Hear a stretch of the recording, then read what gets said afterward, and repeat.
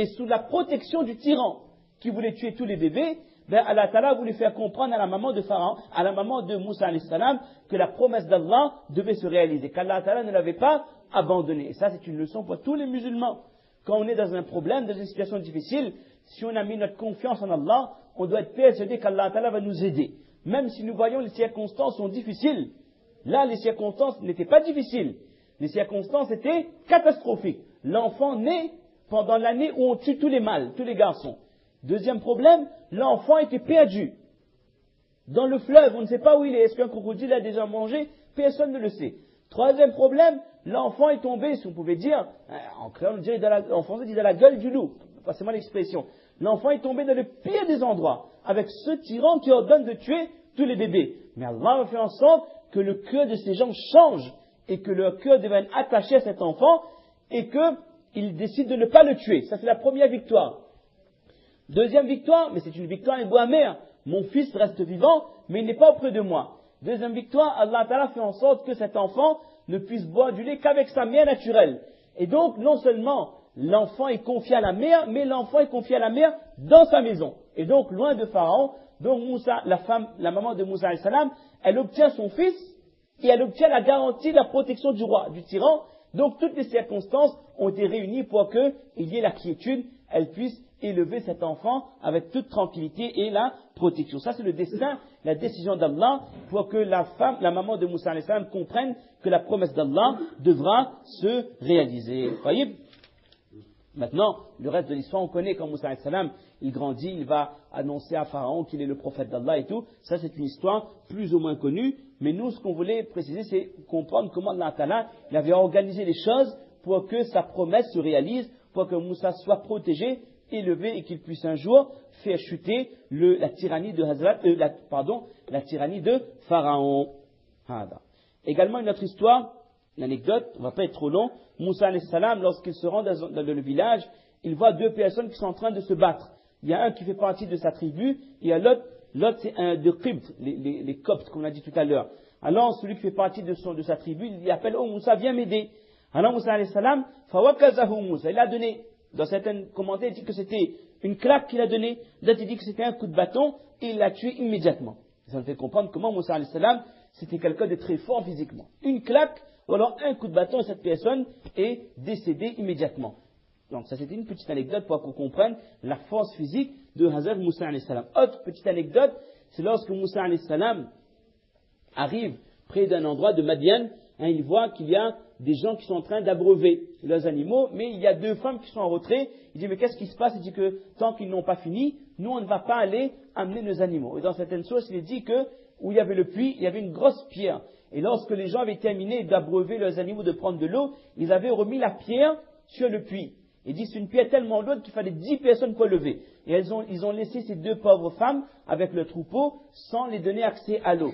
Et là, Moussa alayhi salam, là aussi ça nous prouve sa force physique, il a décidé d'aider ces femmes et seul, il a porté cette pierre pour permettre à ces deux femmes d'abreuver leurs animaux. Ça nous fait comprendre, deuxième indice, quelle était la force physique de Hazrat Moussa alayhi salam. Et maintenant également, lorsque ces deux femmes, elles retournent auprès de leur père qui était prophète, elles expliquent, voilà, on a trouvé un homme d'une grande générosité, d'une grande bonté, et il a fait telle chose pour nous. Maintenant, le père envoie une de ses filles, va appeler cet homme. Et là, le verset explique, et ça c'est magnifique. Cette fille vient voir Moussa alayhi salam, elle marche avec pudeur. Elle va s'adresser à Moussa alayhi salam avec pudeur. Elle ne va pas dire que viens, on a besoin de te parler. Non, elle va dire que c'est mon père qui t'appelle. Pour qu'on comprenne bien que ce n'est pas une situation ambiguë. Ce n'est pas elle qui invite Moussa, c'est mon père qui t'appelle pour te récompenser, son père qui était âgé, pour ce que tu as fait pour nous. Et là on explique comment elle marche avec pudeur. Dans certaines sources, il est même dit, elle s'était même voilé le visage avec son vêtement, avec un linge, tellement elle marchait avec pudeur. Et c'est comme ça, mes chers frères, qu'une femme doit marcher. Une femme musulmane, son cœur doit être rempli de pudeur. Elle doit être remplie d'amour pour Allah, de crainte pour Allah. Et elle sait que le corps de la femme est attirant pour l'homme. Ce n'est pas le cas inverse. Allah Ta'ala n'a pas mis la même beauté, n'a pas mis la même attirance dans le corps de l'homme. Pour la femme, il suffit qu'un bras soit découvert, une jambe, une cheville ou un morceau de la jambe ou du dos, pour que cela soit un motif de fitna, ce qu'on ne retrouve pas chez l'homme. Pour ça, certaines personnes qui sont un peu faibles d'esprit disent, ouais, mais pourquoi dans l'islam, c'est les femmes qui se voilent et les hommes ne se voilent pas? Honnêtement, si un homme il laisse son mollet dehors, ou alors son bras dehors, son épaule dehors, est-ce que tout suffit ça tombe des lits? Non. Ah bah que vraiment, ou les cailles très costaud, fait du building ou autre chose. Mais une femme, il suffit qu'une partie de son corps soit découverte pour que ce soit un motif de fitna, une source de perturbation. Parce qu'Allah Ta'ala a mis la beauté chez la femme. Et l'homme n'a pas eu la même attirance que la femme. Donc ça, c'était quelques petites anecdotes à retenir. Il y avait encore d'autres choses, mais bon, on ne va pas être trop long. Il y a un verset que Ahvaz Yassine avait lu, on avait déjà expliqué ça avant, qu'Allah Ta'ala éprouve sa grandeur et sa force. Il dit que Allah Ta'ala explique l'alternance qu'il y a entre le jour et la nuit. On avait expliqué que si tout le temps c'était la journée, il n'y aurait plus de forme de vie possible. Avec le soleil, ça aurait brûlé les êtres humains, les êtres vivants, les végétaux, les arbres fruitiers. Et si c'était tout le temps la nuit, il n'y aurait plus de vie possible. Sans soleil, les plantes ne peuvent pas vivre avec le système, le truc de chlorophylle, de je ne sais quoi. L'homme ne peut pas vivre, les animaux ne peuvent pas vivre, et les plantes non plus. Il n'y aurait plus de forme de vie possible. Donc Allah, il met au défi là. Si Allah décide de retenir le soleil, que c'est la nuit et le matin ne vient pas, qui en dehors d'Allah peut ramener le soleil? Et si Allah décide que le soleil reste visible, il ne se couche pas, qui en dehors d'Allah peut faire coucher le soleil? Il faut qu'on comprenne bien que tout cela fonctionne par l'ordre d'Allah subhanahu wa ta'ala, et nous ne faisons que jouir de ce qu'Allah a décidé. Allah ta'ala a décidé d'envoyer comme bienfait, et nous devons reconnaître l'existence de ce Créateur, celui qui, malgré tous les signes qu'il y a dans la vie, ne reconnaît pas qu'il y ait un Créateur derrière cela. C'est vraiment quelqu'un qui a été aveuglé par les plaisirs de ce monde. Et dernier verset, on a lu le surat Al-Ankabut, Allah a dit أَحَسِبَ النَّاسُ أَن يُتْرَكُوا أَن يَقُولُوا آمَنَّا وَهُمْ لَا يُفْتَنُونَ. Nous devons bien comprendre que lorsque quelqu'un a le iman, quelqu'un a la foi, obligatoirement Allah Ta'ala va éprouver cette personne.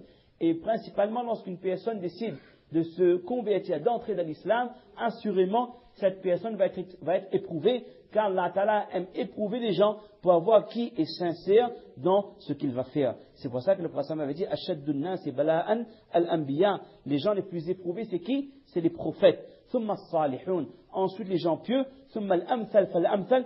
Plus on est pieux, plus Allah éprouve. Yubtala ar-rajulu ala hasabi dini. L'homme est éprouvé en fonction de son iman, de sa foi. فَإِنْ كَانَ فِي دِينِهِ صَلَابَةٌ زِيدَ فِي بَلَائِهِ.